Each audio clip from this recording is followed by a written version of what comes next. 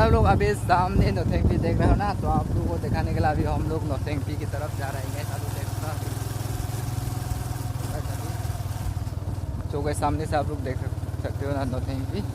और जहाँ पे हम लोग अभी जाएगा ना आप लोगों को दिखाने के लिए।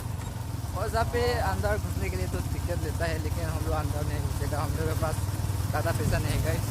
और जहाँ पे तारांगपुर पे आप लोग घूमने के लिए आएगा ना अभी ना, और लोग इंट्रोड्यूस देना पड़ेगा। और बाइक और आदमी के लिए भी लेता है और कार के लिए भी लेता है, सब कुछ लेता है। जहाँ पे इंट्रोड्यूस देना पड़ता है आने के लिए ना। और जहाँ पे तारांगसु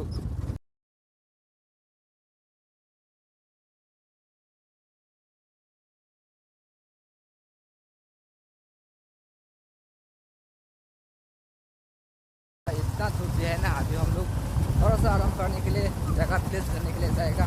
और जहाँ पे हवा आता है ना, जहाँ पे हवा